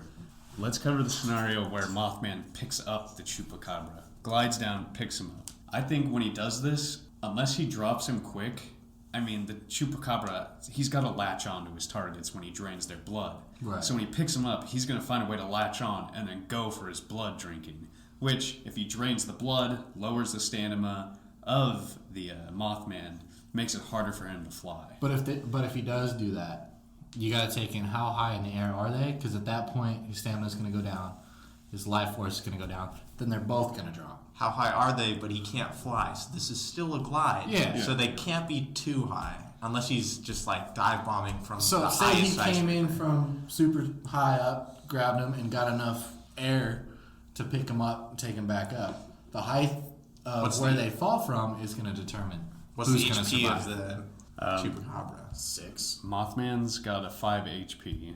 The El Chupacabra, I mean, that's a run-on, but El Chupacabra has a 6 HP, so he's got slightly more HP than the Mothman. I think Chupacabra survives the fall more times than Mothman doesn't Yeah. get drained. But I think that it would come down to the whole I lived, but I died. I at the think end. he would definitely be critically injured, Yeah. the Chupacabra, but But how long would he be able to survive is the question. But that's not about the fights. Whoever dies, Yeah. as soon as yeah, someone as soon dies, as the the fight's death over. hits, I- ring the toll. I think the Or at Chupacabra least would give him, survive, like 10 seconds or something like that. personally. So, Yeah. No, yeah, I definitely think so. especially if we're talking like falling from a certain height. And then if we go away from the gliding, picking up scenario, we have to keep in fact they're both stealthy creatures. Chupacabra's a 10, though. Yeah. So Mothman, he's sitting perched up in his tree, Mothman's waiting. more of a stealthy build just because of the trees and gliding and everything. Oh, And exactly. it depends on what we do with the arena too. At that Oh point. yeah, we haven't really Right. talked about that. Whereas El Chupacabra is more towards like grassy plains. I'm sure he can last long in a forest too. So Oh, yeah. it just depends. I almost think that Chupacabra, even if Mothman were in a tree, I think Chupacabra would just climb up Well, the yeah, tree he behind him and kill him. stealths, climbs up the tree silently, gets his critical Murked. attack. Yeah, done. So I think I any other think- scenarios we want to bring up? I mean, those are the two main scenarios that came to my head when I was running through this quickly in my head, are the flying, picking him up, and then sneaking up behind him because his stealth is so high. Yeah. Yeah. And then you also have to take into account they also have pretty high intelligence, but I think Chupacabra's got a little bit more than Mothman does. I think at the end of the day, in any scenario, it would overcome and adapt. Oh yeah, I think Chupacabra takes the belt Yeah. on this one. Mothman still with. Yeah, I keep don't it feel that like way. he has a chance against much. I think his I think we defense need- is just too low. We need another avian fighter to be able to see what he's really capable of. Yeah. That- I mean, he's still going to lose regardless. Oh yeah. okay, well, Is there any other fights we want to talk about before we get into the big two fights that we want to talk about tonight? I think we've covered everyone. I think I've got everyone. Yeah. Let's go. Bigfoot versus Goatman. Two of our highest Are we ranked doing fighters. those two, or are we going to do? Yeah, Let's do right now two. we're only Let's gonna keep do it in those verses. two. Yeah. But then we'll hop into the one that you're thinking about. So what is the area that they're going at it in? Is it a freaking park? It's going to be a forest. Okay. Let's give it a forest with a log cabin. I still like the idea of Goatman has something to do with people. That's Okay. fair. That's fair. I don't know how it would play off because they're both such big creatures and they're not very stealthy in general. No. Neither of them. So I feel like it would be, the territory battle. They both walk into this thing, they see another giant creature, and like, what the fuck are you doing here? I think this battle would be pretty epic in the sense of if you're Yeah. watching it, this would be kind of crazy because like I'm just thinking about the ways they interact with each other and like You're just at some points Bigfoot just grabs the axe and like breaks it in two and fucking like smacks Goatman with it. But then in some points Goatman just fucking chops right into his chest, like Oh, yeah. But if he did that, you got to take into Bigfoot. He's got high defense. he's high got HP. fur. If that's he's the one thing stopping it from going all the way through. exactly, so if anything, he'd be like a bear. It's like you swinging an axe into the rib cage of a bear. It's gonna get stuck. You ain't gonna be able to pull that shit out. And then Bigfoot just one punch to the gut. I don't know how Goatman's defense is, but he's still probably going to So- be able to take at least one or two hits from. What is their Goatman's got power? a 7 defense. Power 9 for Goatman. What is Bigfoot's power? 10. He's the 10. Okay, so in the scenario where Goatman slings his axe into his ribs, chest, thigh, whatever, it's gonna get stuck. He's gonna struggle to get it out. He might get it out. Bigfoot punches him, shoves him, whatever. Bigfoot's got the power to pull something out of his own skin. Now, Bigfoot's wielding the axe. Then he'd be more injured. But yeah, I still He, like where he you're would going be with bleeding this. out. He would. I like where you're going with this. But now he'd have the axe. Goatman has no defense. Yeah, and I mean that's a big part of Goatman's offense. Yeah. Is that axe? Yeah. Yeah, So he's he's got not no seen reported punching claws. He's got some many weird things, yeah. long fingers, but Well, he's also he's got definitely the got the hooves, strength too. And the Yeah, hooves the kind of give him hooves. the power to kick for that shit. So he's got hooves. What's he do? Fucking donkey kick him? I mean, I mean, he could It do would screw him up quite a bit. Yeah. That power that he has. Hey, we take it back to Yeah. we take it back to Cobra Kai. He does that double hoof kick. I mean, he could. It's over. But with Bigfoot being as big as he is, he's pretty much as strong as an ox. Oh yeah. yeah. You know. Well, they're the same, not the same size, but they are the same height.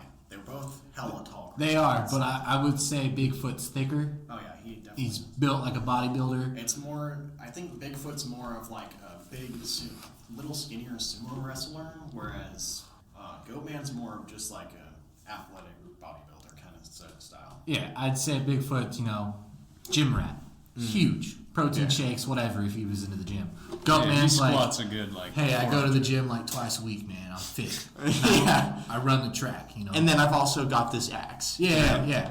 So it would be hard because if Goatman loses the axe, or even if he keeps the axe, Bigfoot's got the intelligence to pick up a freaking stick. Not a stick, a but a little bit log. more than a stick. But So say he picks up a log, then they're basically sword fighting at that point. Would he slowly break down the log with the axe? Yes.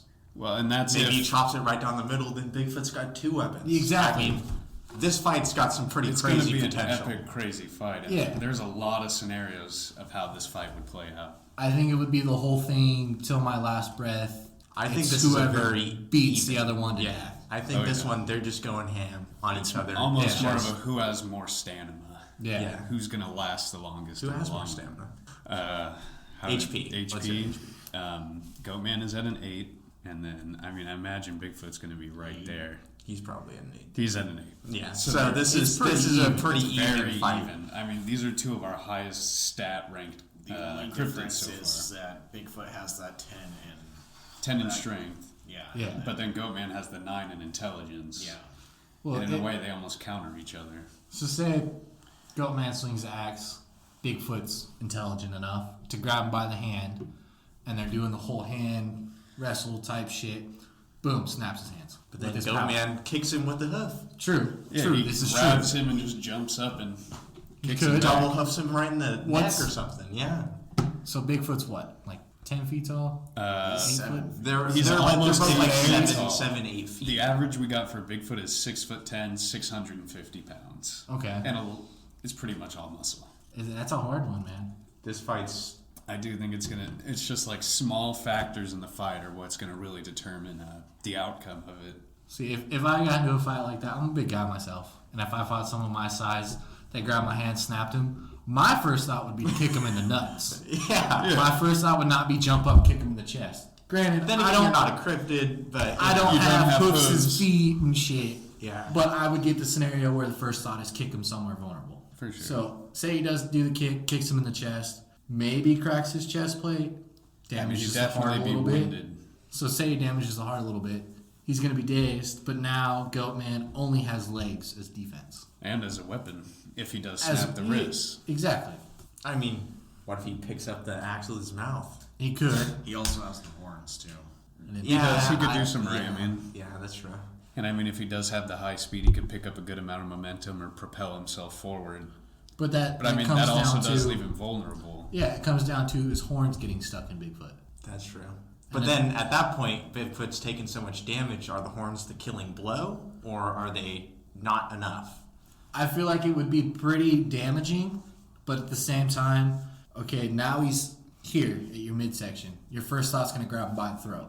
Oh yeah, no, that attack My would leave thought him is- very vulnerable. My Oh, thought is, okay. what if he slashes him across the chest first, and then later he stabs him right in that slash? I mean, that's got to be pretty critical power. Yeah, that's a good one. But that's also pretty good aim. He's 9 intelligence, though. But if your head's down and you're running like this, And you'd have to, at that point, if you're trying to aim for something, it's kind of like, I hope he doesn't move or do anything else Yeah, because I can't that's see him true, looking that's right at the true. ground. We So did it's say kind he's of- dazed. What's Bigfoot's mobility? Bigfoot has a mobility of 7. I think Goatman loses on the mobility front, actually. Yeah. But that brings me to, okay, so he uses his horns. Say he rams him like he's a freaking ram. If you ever see goats or rams or whatever, ram somebody, they're going for a soft spot, stomach. So, say Goatman does that to Bigfoot. He's going to be winded. He's going to be dazed, whatever. But it's still the whole thing, does he get stuck? Or does he kind of just hit him? Bigfoot falls back, is dazed. Goatman collapses because of his momentum. He hits Bigfoot and drops. That's true. Then It that's also the worst depends thing on about pure that. muscle. It depends on what horns we're giving him. Are we giving him straight up horns, or are they like curved ram's horns horns. where he just batters him? I mean, this fight's crazy because It's got so many it's outcomes. got so many factors that are, slightly changing the fight enough to give someone an advantage. I don't know if those would actually stick. If we're going off this photo, Yeah, they're they're not- curved back. yeah, so it would still hit him, and I don't know if that would actually be able to stab into him, depending on how Maybe he's not. hitting him. Yeah, but it would still come to the whole ram thing where rams him, winded, dazed, and confused from hitting him so hard. I think power-wise, Bigfoot would kick his ass. In an intelligence fight, Goatman would probably. It's a win-or-lose situation. But we got to give somebody the belt. Yeah, we don't do any ties here. So Nope. I think overall I think Devryn's really convinced me that Bigfoot still takes the win. I think Bigfoot's defense is enough to push him to the point where he doesn't take enough damage. He's still critically wounded after Oh, the yeah, fight. definitely. But I think Oh, he yeah. doesn't take enough damage to fall enough. No, I yeah. think he still wins. I think while Goatman still has the high intelligence, which obviously gives an advantage, Bigfoot still has high enough intelligence to not completely just be outplayed intelligence-wise No. by the Goatman. Maybe if it was actual human level 10 intelligence, then I could almost go that route. But I can't with the 9. And so I agree that I think Bigfoot would take the win. I'd have to say, yeah. At this point, it's definitely Bigfoot. Goatman can definitely land some killing blows there, but Oh, yeah. more than definitely it's going to be fucking Bigfoot. I think Taking the cake. Bigfoot would eventually, wander off and, like a typical animal, lay down somewhere and slowly die. Probably, yeah. yeah. But at the end of the day, I think Bigfoot would walk away with more. Especially if he Limp were to away. manage to get the axe himself. Yeah. Like, then it's almost just over at that point. All right. All right. And The now- last one we're going to talk about? Go ahead. 3 competitors going against each other. The Dogman, the Goatman, and Bigfoot this time. So we're having a 1v1v1 against Bigfoot. some of our hardest hitting, and they're all kind of similar in a sense, cryptid wise. But the 3 of them going head to head. What's And so- Dogman's intelligence? I'm pretty sure we 7. bumped it up to a 6. I think it was a 7. It is a 7. Yeah, he's got a 7 intelligence. Let's just run down Dogman's stats one more time. So Dogman has an intelligence of 7, power of 8, defense 7, mobility 9, HP 7, stealth 4. Okay, he definitely has the highest mobility out of the 3. Yeah. But otherwise, he's pretty much beat out on all other fronts by the other 2. By one of the other So two. I think his best chance of winning here is if he lets the other 2 go at it for a little bit, and then he jumps in. See, what I was going to say is I think the 2 most intelligent cryptids would gang up on the 1. That's true. Then that one's out of the battle, or even the 2 powerhouses gang up on the smartest one, because then you have power against smarts. But that's still Goatman and Bigfoot both Yeah. times. I think it was also, I think Dogman would see Bigfoot as more of a threat. Yeah. So Oh, for I sure. think he would go after him, and Goatman would be intelligent enough to be like, all right, I'll try and take this guy down so then I can take this guy down. Yeah. I think at the end of the day, it would be Dogman and Goatman fighting Bigfoot together, because he's the powerhouse. He's their main worry. I think, yeah. And with that animal instinct they would all have, they would recognize I that think- like this guy is the threat for both of us. So say Dogman runs in first. Good little fight. Boom. Canine abilities kick in. Snatches him up with his jaws. Goatman's going to come behind him and put that axe to his head. Because now he's distracted. There is no reason for him to be like, oh yeah, axe. He's going to be focused on being bit by this giant dog. And then, so if he does get him in the head, and it becomes Goatman versus Dogman, is he going to have enough time to get the axe back? I don't know, because a dog would realize his threat is dead and now clicks to the The next nearest target. threat. Yeah. And then it's basically a goat versus a dog. So we've Go broken with it an down axe. to 2v1, then 1v1. Yeah. But what if we had all 3 head to head, literally just all beating each other at the same time? At the same time. Yeah, Like one they just gets start. punched, then the This other is one gets literally like the punched. size of this garage, and they're all in here, and they've got to fight.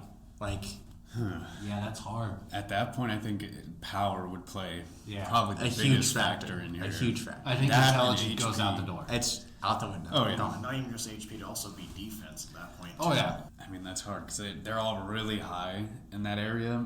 I definitely think Goatman wouldn't take the victor in this one. No. While he does have the weapon, he relies a lot on his intelligence. And when you have just two big powerhouses, I mean, what are you going to do there? They're just coming at you. I think no matter who wins, it's going to come down to the whole Tony Stark in-game shit. Yeah. I won. I'm gone. I think this is a brutal fight. This one's bloodier and just straight I up think slashing. mobility is taken out of the factor because they're so close quarters. Yeah. I think the biggest thing here we have to think about is defense. Goatman's got the lowest defense out of the three, He and does. he's probably taking the most And damage if he's here. taking heavy hits from... He's getting his claw scratches from Yeah. Big Dogman. And Bigfoot's got the power of 10. breaking bones. And I mean, Dogman's no joke either. He's got a power of 8 Yeah. with his canine claws. So I definitely think Goatman would be the first to fall. Maybe get in a good slasher too. Would here he with fall the for axe. good though, or would it be like, okay, I'm damaged, I've fallen? I mean, this is where the And the hero intelligence come could back. almost play a Yeah, factor. where he he fakes sees it's a losing battle, so he fakes his injuries and death and just lays down and waits for it to play out. That makes it to the point where do the animal instincts kick in and they know he's not dead? That's true. One's part canine. Yeah. So say Dogman takes the win against Bigfoot. Big if. Yeah, I think in that scenario, He's- Bigfoot probably takes the win, but in the 1v1v1 we've got going on here, this is a little different. Yeah. So say Dogman gets the killer blow on Bigfoot. It's gonna come into that something's not right here. I don't know if you guys have ever walked a dog down the street and it automatically knows something's not wrong, so it stops and like starts watching people. Well, if you've seen my dog, you'd know I've never done that. From what I've heard, probably not. Yeah. So I personally own a 70-pound pit bull. Let him free, let him walk, whatever. If he's sensing something's off, we both stop. We both know something's wrong. And that's where the canine abilities come in because it's almost, sixth sense. They say dogs can see ghosts. Some people say that. I don't know about that. I feel like they see certain things. Ghosts isn't our forte. No, not at all. So- That's not. It's just part of my point of Dogman having that sixth sense. Dogman's got heightened senses. I think Dogman realizes he's dead pretty much every time. Yeah, or not. Or not dead. That's a hard But then, one. I mean, man. you have to come into the factor. If Goatman does fake his death and it Dogman. gets down to that 1v1, has he recuperated enough to still be able to put up a chance against whoever's left? I don't think he would have enough. I think it would be Well, he'd have enough stamina to At get that the point, person if he alive. fakes his death, and we gotta put fucking Bigfoot and Dogman together, and I still think Bigfoot doesn't, or Dogman doesn't stand a chance against Bigfoot in No, this sense. because it comes And to that's- power. Yeah, and that's And where Bigfoot kinda has a classic- natural instinct to kill dogs, too. Like, that's Yeah. a big thing. He kills dogs a lot of the time. But I mean, you could reference to the Jack Black King Kong movie, where King Kong's out there murking T-Rexes. Say Dogman gets a hold of him. He's got that power. He's got big hands, big arms. Grabs him by the jaw, rips him apart. Oh, yeah. I mean, it's definitely a factor where power is probably going to be the deciding factor in that fight. And that's Yeah. where I don't think that Goatman would have enough time to recuperate. No. No. I And think even if I'm- he did, if this is an easy win for Bigfoot against the Dogman, Bigfoot would not have taken enough damage for Goatman to still No. put up nearly enough of a fight as he would need to win. The only chance I would see is that when fucking Bigfoot's doing the jaw lock, that Goatman sees his time strike, he goes in the head as soon as the jaw breaks. Yeah. It's over. Yeah, I mean, that's realistically the only scenario I could see. but I can't Goatman. really see it. No.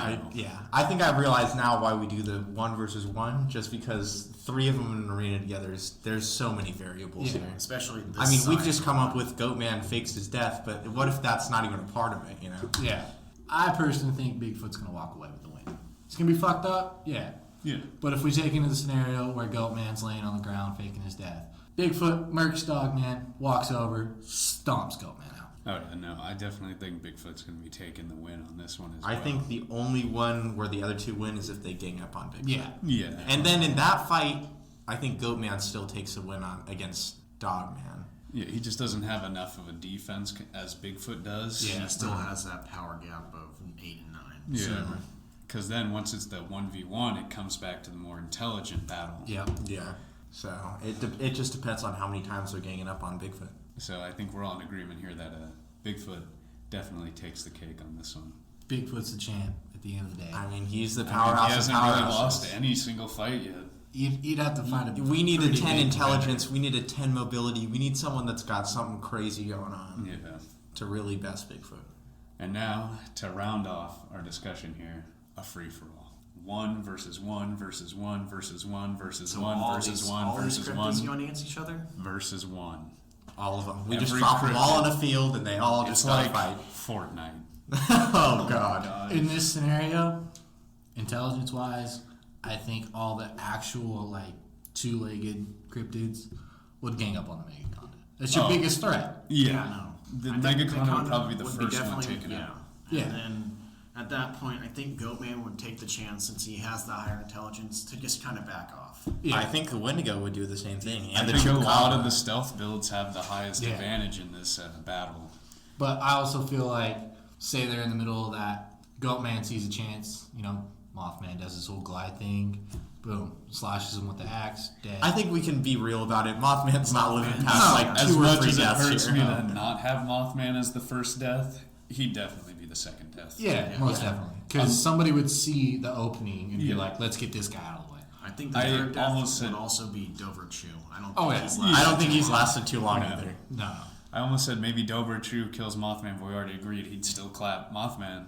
Yeah. So Mothman would definitely be the second, followed quickly by Dover. I think easily any of these competitors would kill Mothman with no hesitation, no Oh, yeah. blink of an eye, nothing. The only way I could see him surviving is Sitting if in he a tree. held off, sitting in a tree, and everybody recognized him as not a real threat. So they But- just left him alone. Even if they did leave him alone and it came to the last two, him being one of the last two, he'd still get stomped. Oh, yeah. No way he's There's winning no this. way he's winning, so early second death. With Dover-Chu slowly following behind, that leaves us with competitors of Bigfoot, Wendigo, Dogman, Goatman, and Chupacabra. Well, that would bring us back to stealth doing their thing, hiding, and it would bring us back to the three main powerhouses. And we'd be right back in the last scenario. I think we're in the last scenario, but now Bigfoot's just finished off the other two. And he's wounded, he's not feeling great, and he's coming out. And then Wendigo and Chupacabra both take the chance, or one of them takes the chance, Who do you something think like that. would make the first move on Bigfoot? Because I think Wendigo. that'll still play. I for sure think Wendigo moves in first, just because Chupacabra's... I think Who was Wendigo's- more intelligent, Chupacabra or Wendigo? Well, that's what I think is that Wendigo is going to be sitting back because, as I say, he's more of the one to sit back, analyze, and then go attack. And that's Yeah. where he's going to be like, okay, I got to sit back. I think for a he little bit, realizes and that the after Chupacabra's not going to move until he does. I Yeah. think that's where he's like, all right, cool. I'm just going to take this guy out Yeah. now because he's wounded. He can't take much more. I'm going to go in for the strike. Wendigo has just 1 point higher in intelligence than the Chupacabra, so Wendigo's in an 8, while the Chupacabra's at a 7. For me, I think Chupacabra's going to see Bigfoot bleeding and going to take the chance at, sucking him dry of his blood. Now he's fully, charged up, ready to go, whatever. And then it comes down to Wendigo and Chupacabra again. Yeah. But even if it doesn't come down to that and Bigfoot's chilling, slowly dying, it still comes to that. No, for sure. And at this point, both of them have taken no damage because Yeah. they've just been hiding, waiting for the right opportunity. So it brings back the scenario of Chupacabra versus Wendigo. But is it the fact that Bigfoot actually died, or is he sitting down, leaning up against a tree, just letting things happen? Yeah, no, I think at this point he's just letting things happen. He's taken so much damage from whatever could have happened in the Megaconda fight, which he probably got away from unscathed, I would imagine.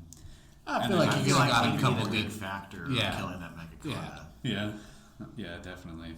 But I think even after the 1v1v1, like we said, he'd be so damaged to the point where he can't. I really still think one of the fight other two anymore. probably finishes him off. Just because they're like, all right, cool. Well, let's take this guy out. Definitely.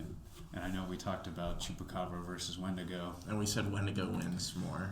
Oh yeah, more times than the El Chupacabra could win that fight. And I will say we haven't even brought it into the fact, but let's say Wendigo just throws the weather into this whole mix, and then he just starts making it even tougher for everyone else to go Oh in. yeah. Yeah. And then he's also faster at that point because he has the Snow Walker or whatever we get. Snow and water walk. Yeah. I think the Wendigo definitely takes the cake in this free for all. Just for his stealth. Oh yeah. Just because, yeah. The stealthy His build stealth and definitely his favor tactics. in this. Yeah. He's definitely, yeah. Stealth and intelligence when it comes to the free-for-all is definitely going to take the cake. Well, it's like, I don't know if you guys ever played, Modern Warfare 2 back in the day, where you're in the desert and one guy would be up at the top of the freaking tower with a sniper rifle. Yeah. That dude won at the end of the day all the time because of his stealth. Yeah. You can never get to him. He's got the trap set up on the stairs or the ladder. Yeah. You can't get up there. Or even if you come up the ladder, he pulls the pistol out, pop, you're gone. Yeah. So I feel like the Wendigo would be the sniper just chilling, waiting for you to come up the ladder. Yeah. So in a That or free-for-all, he's going back to Fortnite. He's bush stratting it. He's waiting for it. Yeah, he's just waiting. He's on the edge. See, I don't know anything about Fortnite, so. and you're lucky. Yeah. In the charisma of Fortnite, Wendigo takes the victory royale there. Yeah. But yeah, so Bigfoot is definitely our top competitor in 1v1s, and even in a 1v1v1, I think he'll always come out on top. But Wendigo is our victor in a free-for-all battle between all the cryptids we've covered so far. Talking about 1v1, did we do Bigfoot versus Wendigo? No, don't but I we think did. it's kind of obvious that Bigfoot still wins that Yeah. one. Yeah, Yeah. but no, we didn't discuss that one in depth. I was just curious about that. I mean, we can always come back to it. This isn't the last of the special episodes so far. So. No, definitely one of hopefully many to come. All right. Well, And that's, I think that's everything gonna we wrap want it to up talk for about. Anybody all our got discussions, anything we so. want to throw in there? I think that's all I got, man. All right, yeah, I'm just about there myself. Covered everything I thought of. yeah. I mean, it's been a pretty great episode so far. Oh yeah, Great having a this guest is on. definitely- Good being here. Devin's provided a lot of insight. Oh yeah, hopefully more to come. Oh. We do more episodes I like mean, this, and Hey, we I'm gotta have always him on down. at least one more time. Come on. yeah, at least I'm I'm definitely gonna hopefully have more you than on a regular episode where we just discuss 1v1s. Hey, Oh, man, yeah. just let me know. I'm always down for, good chat. Awesome. All right, cool. You got any social media you want to shout out? We're not that big, but I don't really use my social media, so. all right, there you go. I mean, easy. All right. Well, we'll just finish it up with plugging some stuff. Follow us on our new Twitter at Cryptid Versus. That is, CRYPTIDVS. yep, just that. Just that. Patreon. Patreon. I'll leave the link for that in the description if you want to. So far, we don't have too much in that tier. We'll add more to it as these Yeah. episodes go on. We might have a special episode coming out next week. Not too sure about Well, that won't one. be Patreon only. Yeah. We'll put that on the regular show. Yeah. And then, if you enjoyed the episode, want to give us any feedback, definitely leave us a 5-star review. If you can write anything in your 5-star review, then I will read it out on the podcast. Oh yeah, you'll get a special little shout out from Andrew. And if you even feel more inclined, send us an email at cryptidversuscryptid@gmail.com. That is CRYPTIDVS@gmail.com. Thank you for listening. And yeah, that brings us to the end of the episode. Hope everybody has a great day, and we'll see you in the next one. All right, peace. Later. Bye.